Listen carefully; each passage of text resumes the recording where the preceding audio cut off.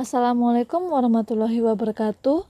Selamat pagi anak-anak ustazah semuanya. Semoga anak-anak ustazah dalam keadaan sehat walafiat. Amin amin ya rabbal alamin. Nah, sekarang kita masuk ke pembelajaran berikutnya, yaitu pembelajaran tema. Kita masuk ke pembelajaran 5. Nah, sebelumnya anak-anak ustazah telah belajar tentang negara ASEAN. Nah, negara ASEAN. ASEAN adalah sebuah organisasi internasional yang beranggotakan negara-negara di kawasan Asia Tenggara. Negara-negara anggota ASEAN itu ada Brunei Darussalam, ada Malaysia, Filipina, Kamboja, Myanmar, Vietnam, Laos, Singapura, dan Thailand.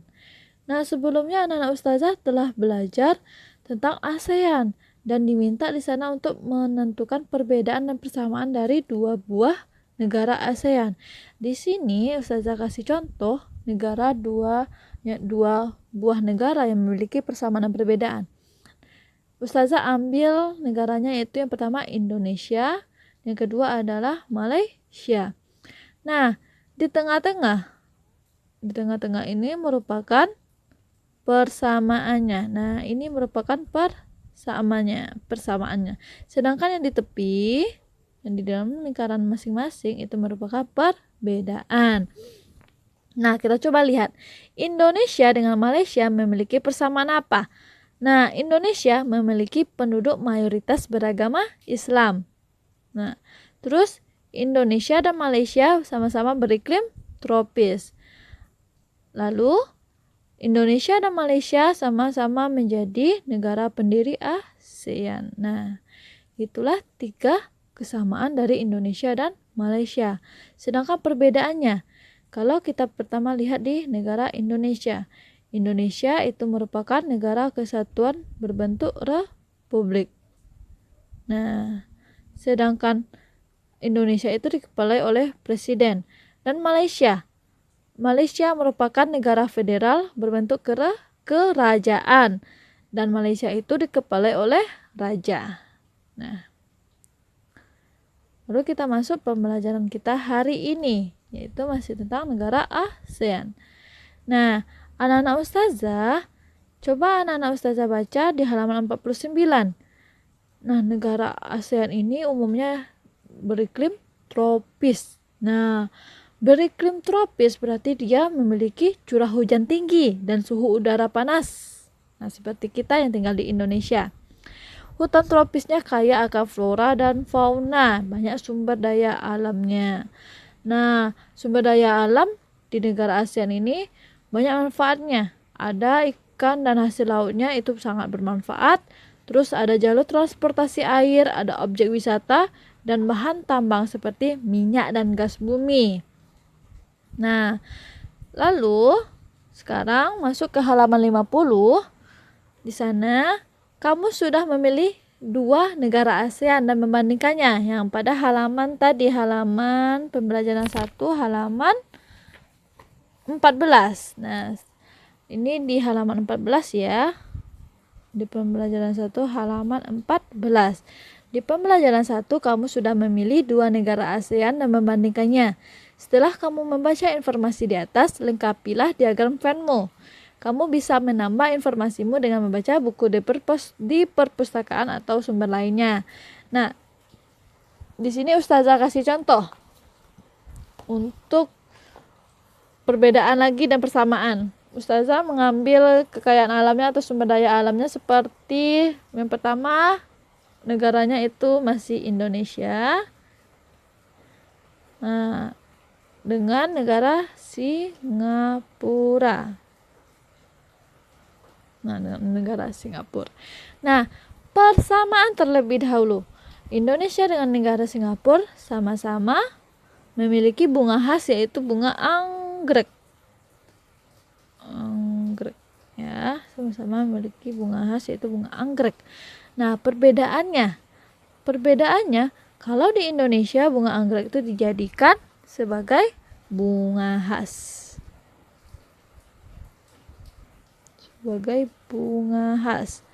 Sedangkan di Singapura bunga anggrek itu dijadikan aromaterapi. Aromaterapi. Terapi. Nah, jadi inilah perbedaannya di Indonesia sama Singapura. Nah, silakan anak-anak ustazah cari perbedaan dari dua negara yang lainnya. Terserah mau negara apa, asalkan jangan sama dengan punya ustazah. Nah, selanjutnya masuk ke halaman 51. Nah, di halaman 51 itu ada soal yang pertama. Tahun 2016, lihat dulu tabel ya. Tahun 2016 ada pembeli jahe 2172, sedangkan pembeli bawang merah ada 9542. Nah, nomor 1, berapa jumlah keseluruhan pembeli di tahun 2016? Nah, coba lihat. Di tahun 2016. Berarti ya, anak-anak lihat ke samping ya. 2172 ditambah ini hasilnya. Kalau jumlah ya, kalau jumlah keseluruhan berarti ditambah. Nah, soal nomor 2. Berapa lebihnya jumlah keseluruhan pembeli di tahun 2017 dari jumlah keseluruhan pembeli di tahun 2016? Jumlah keseluruhan ya. Kita jumlahkan ini terlebih dahulu sama dengan, terus kita jumlahkan ini juga sama dengan. Nah, habis itu silakan anak-anak ustazah kurangi jumlah dari tahun 2016 sama 2017. Maka dapat hasilnya di nomor 2 nanti. Untuk soal nomor 3, sekitar berapa kalinya jumlah pembeli jahe dari jumlah pembeli bawang merah di tahun 2017. Nah, di tahun 2017 ya, berarti kita fokus di tahun 2017. Berapa kalinya jumlah pembeli jahe dari jumlah pembeli bawang merah di tahun 2017. Nah, ini bawang merah sama jahe. Untuk mencari berapa kalinya, berarti anak-anak ustazah perlu membagi 11.946 dibagi 2.541. Nah, silakan dicari hasilnya dan dikirimkan fotonya ke ustazah. Nah, untuk selanjutnya di halaman 52. Ini tidak perlu, tukarkan hasil jawaban ini tidak perlu. Terus buatlah 2 soal yang berbeda dari data, ini juga tidak perlu. Nah, selanjutnya kita masuk ke, nah ini perlu ya. Untuk halaman 51, silakan anak-anak ustazah baca tabel ini. Nah, silakan dibaca tabel ini. Lalu selanjutnya silakan beranjak ke halaman 53. Kita masuk ke halaman 53. Urutkan tahun produksi bawang merah berdasarkan jumlah produksi yang paling banyak. Urutkan ya, berarti mengurutkan, ingat, mengurutkan dari yang paling banyak sampai yang paling sedikit. Itu nomor 1. Nomor 2, jumlahkan produksi bawang merah mulai dari urutan 1 sampai ke 4.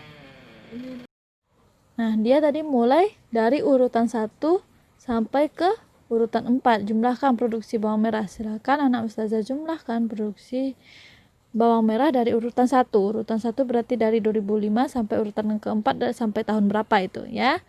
Nah, anak ustazah bisa itu ya. Lanjut nomor 3. Berapa selisih jumlah produksi bawang merah di tahun 2010 dari produksi di tahun 2007? Nah, berarti cuma lihat di tahun 2010 sama 2007. Nah, nih bisa tanda 2010 dengan 2007 selisih berarti dikurang. Nah, silakan dikerjakan. Nah, selanjutnya, nah habis ya pembelajaran kita sampai di halaman 53. Tugasnya sampai di halaman 53. Silahkan anak-anak ustazah kerjakan di buku tema. Jika tidak ada yang memiliki punya buku tema, silakan dikerjakan di latihan. Ingat ya, seluruh buku tema harus dikerjakan latihannya. Jangan dibiarkan kosong karena nanti akan dikumpul. Nah, sampai di sini dulu pembelajaran kita hari ini. Tetap semangat mengikuti pembelajaran yang lainnya besok hari atau kapanpun itu. Terima kasih ya anak ustazah. Assalamualaikum warahmatullahi wabarakatuh.